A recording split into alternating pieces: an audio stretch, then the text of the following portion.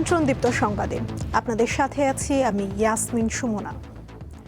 ত্রয়োদশ জাতীয় সংসদ নির্বাচনে চট্টগ্রাম ২ আসনে বিএনপির প্রার্থী সরোয়ার আলমগীর সংসদ সদস্য পদ বহাল রেখেছে আপিল বিভাগ। তার শপথ নেয়ার পক্ষে হাইকোর্টের রায়ের কার্যকারিতা স্থগিত চেয়ে করা আবেদন কার্যতালিকা থেকে বাদ দিয়েছে সর্বোচ্চ আদালত। মঙ্গলবার বিষয়টির উপর চূড়ান্ত সিদ্ধান্ত দেওয়ার কথা থাকলেও আদালত তা না দিয়ে পরবর্তী দিনের জন্য আদেশ সংরক্ষণ করেন। এর আগে নির্বাচন কমিশনের সরোয়ার আলমগীরের প্রার্থিতা বহাল রাখার সিদ্ধান্তকে অবৈধ ঘোষণা করেছিল হাইকোর্ট। সে রায়ের বিরুদ্ধে আপিল করেন চট্টগ্রাম ২ আসনে জামায়াতের প্রার্থী মোহাম্মদ নুরুল আমিন। আপিলে নুরুল আমিন হাইকোর্টের রায়ের কার্যকারিতা স্থগিত রাখার পাশাপাশি আপিল নিষ্পত্তি না হওয়া পর্যন্ত সরোয়ার আলমগীরকে সংসদ সদস্য হিসেবে শপথ গ্রহণ ও সংসদের কার্যক্রমে অংশ নেওয়া থেকে বিরত রাখার নির্দেশনা চান। রাজধানীতে প্রতিদিনই লাখো নারীকে লেখাপড়া, চাকরি কিংবা অন্যান্য কাজে বাইরে যেতে হয়, কিন্তু প্রয়োজনের সময় নিরাপদ ও পরিচ্ছন্ন একটি পাবলিক টয়লেট খুঁজে পাওয়া হয়ে ওঠে তাদের জন্য সবচেয়ে বড় চ্যালেঞ্জ। ফলে নানা রকম স্বাস্থ্য ঝুঁকিতে পড়েন নারীরা।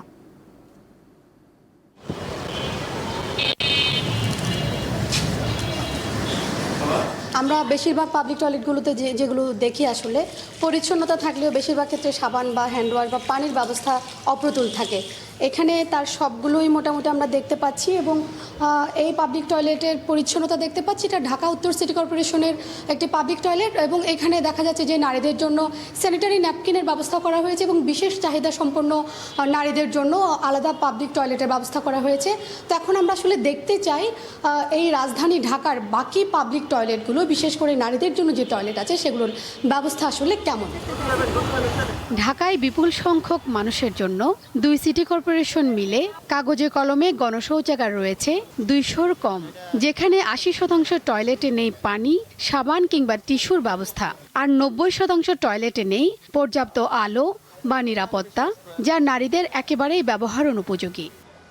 বাসা থেকে এই মেন্টালিটি নিয়ে বের হই যে কখনো যাতে ফেস করতে না হয়। কোনোভাবে হাইজিন মেনটেনও হয় না, আবার ধরেন সেফ কিনা জানি না আসলে আমরা। বেসরকারি সংস্থা ওয়াটার এইডের সাম্প্রতিক এক গবেষণায় দেখা গেছে ৬৯% নারী বাইরে বের হওয়ার আগে পানি পান কমিয়ে দেন পাবলিক টয়লেট এড়াতে। ১৫% নারী একেবারেই পানি পান করেন না। হয় আমার ডেস্টিনেশন থেকে আমি যখন রওনা দিব তখন সেই প্রিফারেবল যে প্লেসটা আছে সেখান থেকে করতে হয়, নতুবা আমি আমার এখানে যে ডেস্টিনেশনে পৌঁছাবো সেখানে এসে আমাকে ফ্রেশ হতে হয়। আর যেহেতু ঢাকার জ্যাম অনেক বিশাল জ্যাম, ২-২.৫ ঘন্টা ৩ ঘন্টা, I have to hold it.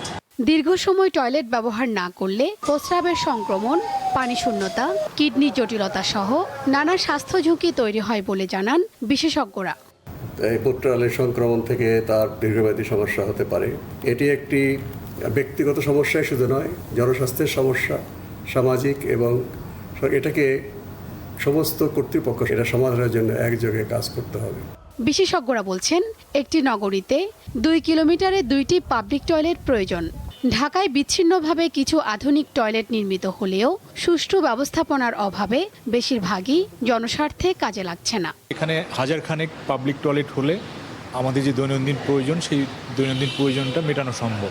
অনেক জায়গায় দেখবেন যে পাবলিক টয়লেট আছে ঠিকই, কিন্তু সেই পাবলিক টয়লেটে লোক সংখ্যা কম হয়। কোন জায়গাটায় পাবলিক টয়লেটটা হবে বা হচ্ছে সেই জায়গাটা নির্ধারণ করা খুবই গুরুত্বপূর্ণ।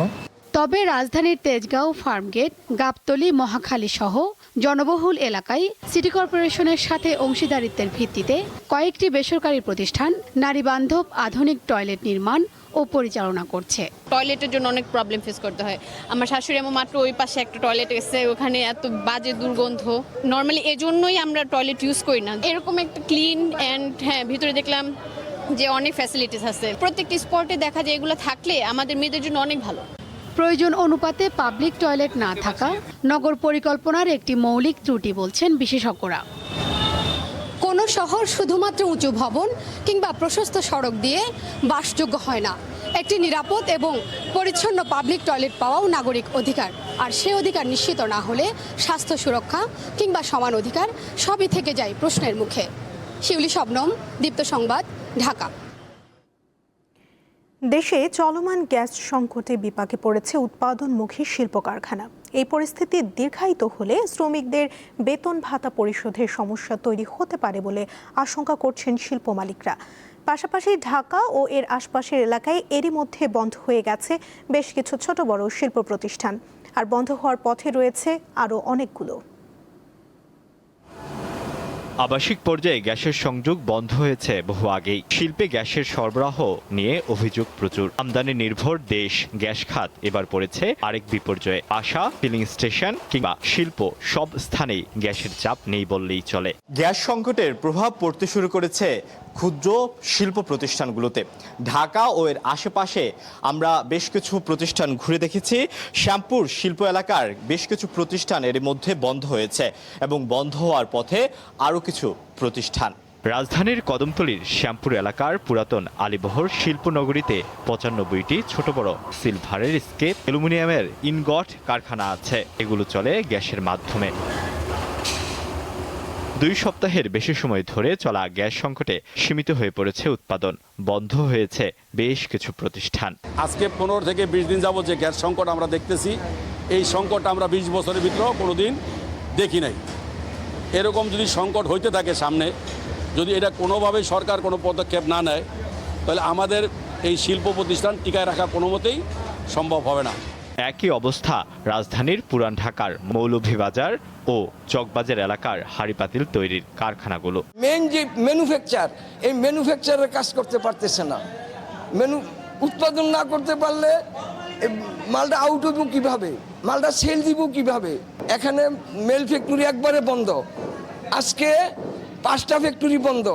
দেশে বেশ কিছুদিন যাবৎ গ্যাস সংকট।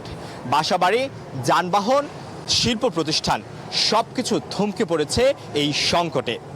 প্রতিষ্ঠান চলছে না গ্যাস সংকটে, সাধারণ শ্রমিকরা পাচ্ছে না মজুরি, ফলে ঘরে জ্বলছে না চুলো। আমরা কাজ করতে পারতাছি না।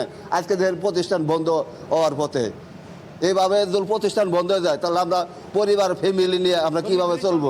কাজ করাও বন্ধ, আমাদের খাওয়া দাওয়ারও সমস্যা, আমাদের সব দিক দিয়ে সমস্যা। আজকে মেশিন ঘুরতেছে না, এরকম মনে করেন যে প্রত্যেক দিনই বসে থাকা লাগে। হাজিরা 200 টাকা হাজিরা পাই, 200 টাকা হাজিরায় তো আর পেট ভরে না। এই সংকটের বিষয়ে গ্যাস কর্তৃপক্ষ মন্তব্য করতে রাজি হয়নি। তবে সোমবার জ্বালানি প্রতিমন্ত্রী জানান, আগামী সপ্তাহ থেকে গ্যাসের চাপ বাড়তে পারে। জানা যায়, কক্সবাজার মহেশখালীতে ভাসমান এলএনজি টার্মিনালে অগ্নিকাণ্ডের জেরে যান্ত্রিক ত্রুটি থেকে দেশের দীর্ঘদিনের গ্যাস সংকটকে আরও ঘনীভূত করেছে। আলোয়ান খান, দীপ্ত সংবাদ, ঢাকা। গত মে ও জুন মাসে নওগাঁর বিভিন্ন সীমান্ত দিয়ে ভারতীয় সীমান্তরক্ষী বাহিনী বিএসএফ এর পুশিনের একাধিক চেষ্টা কঠোরভাবে প্রতিহত করেছে বর্ডার গার্ড বাংলাদেশ বিজিবি। তবে সীমান্ত সংলগ্ন গ্রামগুলোতে এখন তীব্র আতঙ্ক ও ভীতি বিরাজ করছে। পুশিন আতঙ্কে চরম নিরাপত্তাহীনতায় ভুগছেন স্থানীয় বাসিন্দারা। মাস দেড়েক আগে নওগাঁর একাধিক সীমান্ত দিয়ে একাধিক পুশ ইনের ঘটনা ঘটেছিল। সেই পুশ ইনের ঘটনাগুলো বাংলাদেশের বিজিবি কঠোর হাতে দমন করেছিল, কিন্তু এই সীমান্তবর্তী এলাকায় যে গ্রামগুলো রয়েছে, যে বাসিন্দারা রয়েছে, তারা পুশ ইনের ঘটনা এবং মাঝে মধ্যেই সীমান্তে যে বিভিন্ন দুর্ঘটনা ঘটছে সেগুলো নিয়ে কিন্তু তারা অনেকটা দুশ্চিন্তায় আছে। এছাড়া সীমান্তবর্তী এলাকার বাসিন্দারা যেন কোনো প্রকার দুশ্চিন্তার মধ্যে না পড়ে, কোনো অশান্তি সৃষ্টি না হয়, যার কারণে বিজিবির পক্ষ থেকে সার্বক্ষণিকভাবে বিভিন্ন কার্যক্রম অব্যাহত রাখা হচ্ছে। এছাড়া জেলা প্রশাসনের পক্ষ থেকে সীমান্তবর্তী এলাকার মানুষদের সচেতন করার কিন্তু কার্যক্রমগুলো চলছে। তবে নওগাঁর যে সীমান্তবর্তী যে গ্রামগুলো রয়েছে, সেই গ্রামের বাসিন্দারা জানিয়েছে যাতে পুশ ইন থেকে শুরু করে বিভিন্ন যে সীমান্ত নিয়ে যে জটিলতাগুলো মাঝে মধ্যে সৃষ্টি হচ্ছে, এগুলো যেন সৃষ্টি না হয়। গত 1.5 মাস আগ থেকেই পুশিনের যে চেষ্টা ভারতের বিএসএফ কর্তৃক, আপনার বর্ডার এলাকায় সব সময় উত্তেজনা থাকে। এর জন্য আমরা চাই যারা এই বর্ডার এলাকায় বসবাসরত যারা আছি আমরা, তারা শান্তিতে থাকার জন্য বিএসএফ এবং বিজিবি বসে যেন এর একটা সমাধান করে। কিছুদিন থেকে ভারতের যে অবস্থান, ভারতের বিএসএফরা বাংলাদেশের ভিতর জোরপূর্বক পুশব্যাক করেছেন এবং এই নিয়ে আমরা স্থানীয়রা প্রচুর আতঙ্কে আছি কখন কি ঘটে। বর্ডারে কোনো হই হাল্লা গন্ডগোল লাগলে আমরা এত বিএসএফ ধাওয়া দেয়, আমাদের বিজিবি এত থাকে, ওরা এত আসা সহযোগিতা করে, ওরা হয়তো আগিয়ে যায়, তখন ওরা হয়তো সরে যায়। এই জন্য দুই দেশেরই সরকার প্রধান পর্যায়ের একটি সমঝোতার মাধ্যমে সীমান্তবর্তী এলাকায় যেন সবসময় শান্তিপূর্ণ পরিবেশ বিরাজ করে, এমনই পরিবেশের সৃষ্টি করবে দুই দেশের সরকার প্রধান আলোচনা সাপেক্ষে, এমনটি দাবি জানিয়েছে নওগাঁ সীমান্তবর্তী এলাকায় বসবাসরত গ্রামের বাসিন্দারা। মোহাম্মদ আব্দুর রউফ, দীপ্ত নিউজ, নওগাঁ। গতকাল ছিল বিশ্ব প্রকৃতি সংরক্ষণ দিবস। প্রাকৃতিক সম্পদ সংরক্ষণ, উদ্ভিদ ও প্রাণী জগতের সুরক্ষা, জীববৈচিত্র্য হ্রাস ও দূষণের মতো পরিবেশগত হুমকি সম্পর্কে সচেতনতা বাড়াতে এই দিনটি পালন করা হয়। বাংলাদেশের প্রাণ প্রকৃতি নিয়ে দীপ্ত সংবাদ ধারাবাহিক প্রতিবেদন প্রচার করছে। আজ থাকছে চুয়াডাঙ্গায় পাখির বাসা ও ডিম রক্ষা নিয়ে একটি প্রতিবেদন।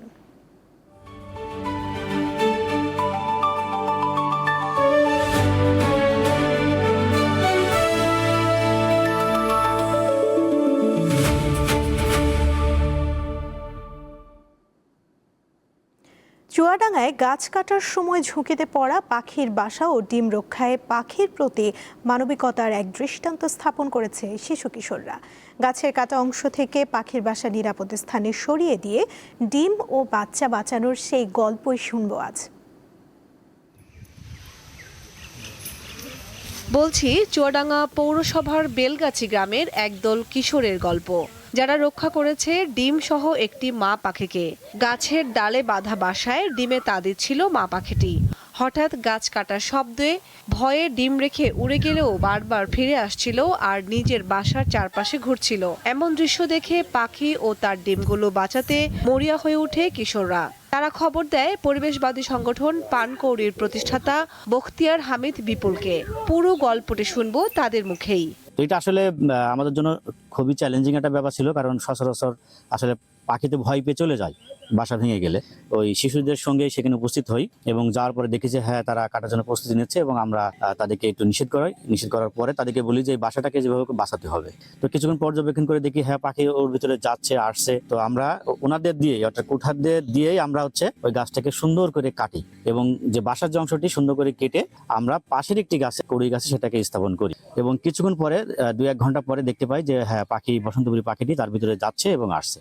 তো এই বিষয়টা আমাদের কাছে খুবই ভালো লেগেছে। যারা কুঠার, যারা গাছ কাটে তাদের কাছে একটা আশ্চর্য ব্যাপার যে তারা এটা কখনো এরকম ভাবে তো ভাবেনি। পাখিগুলোর ডিম যাতে নষ্ট না হয় তাই জন্য আমরা পাখিগুলোর ডিমগুলো বাঁচাই এবং বাচ্চাগুলো বাঁচাই। তার ডিম শুদ্ধ সেই গাছটুকু কেটে অন্য গাছে দিলাম, তখন সে তার বাসাটাকে খুঁজে সে ডিম তাওয়া দিতে লাগলো। তার কিছুদিন পরে বাচ্চা ফুটলো, বাচ্চা বড় করে সে চলে গেল। পরিবেশ প্রেমীরা বলছেন এমন ঘটনা প্রকৃতি ও জীববৈচিত্র্যের প্রতি মানুষের দায়িত্ববোধের উদাহরণ। এমন মানবিকতাই প্রমাণ করে ইচ্ছে থাকলে মানুষ ও প্রকৃতি নিরাপদে থাকতে পারে। কামরুন নাহার, দীপ্ত, বার্তাকক্ষ। একসময় জাতীয় বৃক্ষ মেলায় মানুষের আগ্রহ ছিল ফল ফুলের গাছ ঘিরে, তবে সময়ের সঙ্গে সেই চিত্র বদলে গেছে। পরিবেশ সচেতনতার পাশাপাশি ঘরের সৌন্দর্য বাড়াতেও এখন অনেকেই ঝুঁকছেন ইনডোর প্ল্যান্ট, এয়ার প্ল্যান্ট সহ নানা ধরনের শৌখিন গাছের দিকে। এসব গাছের স্টলগুলোতে বাড়ছে দর্শনার্থীদের ভিড়, বাড়ছে বিক্রিও। বর্ষাকাল নতুন চারা রোপণের সবচেয়ে উপযুক্ত সময়, তাই প্রতি বছরের মতো এবারও সবুজ প্রেমীদের জন্য আয়োজন করা হয়েছে জাতীয় বৃক্ষ মেলার। পছন্দের গাছ সংগ্রহ করতে মেলায় ভিড় করছেন নানা বয়সী মানুষ। রাজধানীর আগারগাঁয়ে শুরু হয়েছে জাতীয় বৃক্ষ মেলা। এ মেলায় ফলদ, বনজ ও ফুলের গাছের পাশাপাশি দর্শনার্থীদের নজর কাটছে বিভিন্ন ধরনের সাজসজ্জার দেশি বিদেশি গাছ। বিভিন্ন স্টলে শোভা পাচ্ছে বাহারি রং ও বৈচিত্র্যের অসংখ্য গাছ। রয়েছে orchid, monstera, aglaonema, philodendron, aquatic plant, cactus এবং বিভিন্ন রকমের এয়ার প্লান্ট। শৌখিন মানুষের কাছে এসব গাছের চাহিদাও বেশ। আমি এখন দাঁড়িয়ে রয়েছি একটি পিচার প্ল্যান্টের সামনে। এই গাছটির বৈশিষ্ট্য হলো এই গাছটি পোকামাকড় খেয়ে বাঁচে। এই গাছের পাতার সঙ্গে একটি অংশ রয়েছে যেখানে পোকামাকড় এলে গাছটি আটকে ফেলে এবং সেই পোকামাকড় খেয়ে সে বেঁচে থাকে।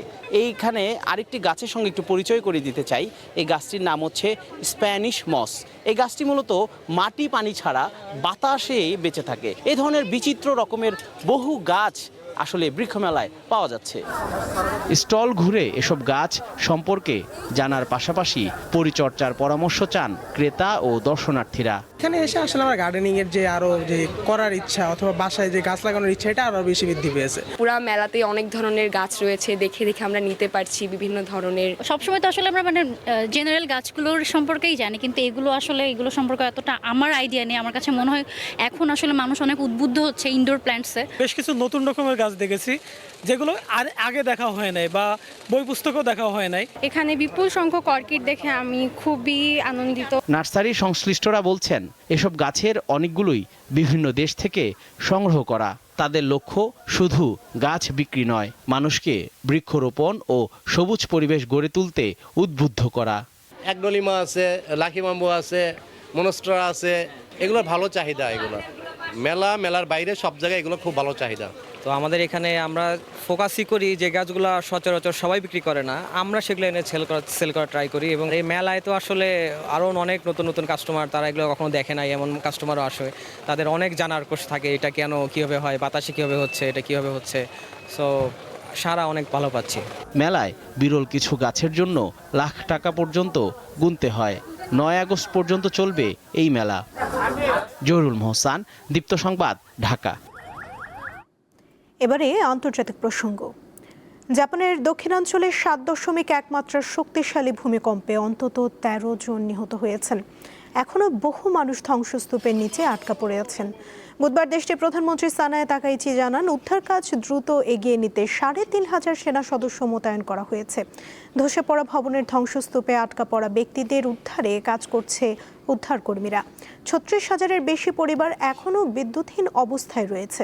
ভূমিকম্পের কারণে কুমামোতোর একটি শপিং মলে শক্তিশালী বিস্ফোরণ ঘটে এবং ভবনটির দ্বিতীয় তলা ধসে পড়েছে। সেখানে বহু মানুষ আটকা পড়েছেন বলে ধারণা করা হচ্ছে। এছাড়া একটি কারখানায় চিমনি ধসে পড়ার পর সেখানেও কয়েকজনের খোঁজ পাওয়া যাচ্ছে না বলে জানিয়েছে স্থানীয় কর্তৃপক্ষ।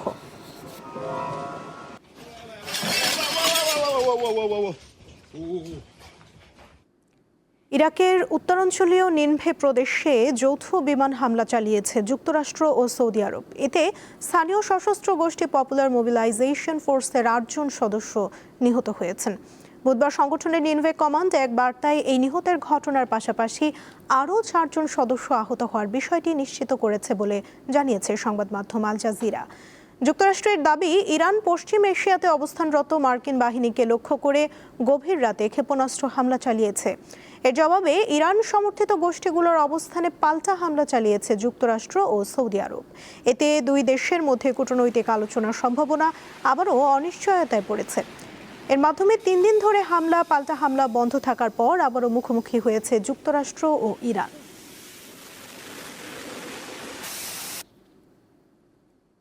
এবারে খেলার খবর। তারুবা টেস্টে পাকিস্তানকে 90 রানে হারিয়েছে ওয়েস্ট ইন্ডিজ। এই জয়ে 2 ম্যাচ সিরিজে 1-0-তে এগিয়ে গেল স্বাগতিকরা। 211 রানের লক্ষ্য তাড়া করতে নেমে মাত্র 120 রানেই অল আউট হয় সফরকারীরা। বাবর আজম 58 রানে অপরাজিত থাকলেও অন্য কোনো ব্যাটার বড় ইনিংস খেলতে পারেননি। শেষ উইকেটে মোহাম্মদ আব্বাসকে নিয়ে 49 রানের জুটি গড়েন তিনি। বল হাতে ওয়েস্ট ইন্ডিজের জয়ের নায়ক জেডেন সিলস, তিনি একাই নেন 5 উইকেট। এছাড়া কেমার রোচ ও জাস্টিন গ্রিভস 2টি করে এবং শামার জোসেফ 1টি উইকেট নেন। এই জয়ে সিরিজে এগিয়ে গেল স্বাগতিকরা। এই ছিল এখনকার মতো। পরবর্তী সংবাদ বেলা 12টায় দেখার আমন্ত্রণ রইল। এছাড়া আরও তথ্য পেতে যুক্ত থাকুন দীপ্ত ডিজিটাল প্ল্যাটফর্মের সাথে। ধন্যবাদ সবাইকে।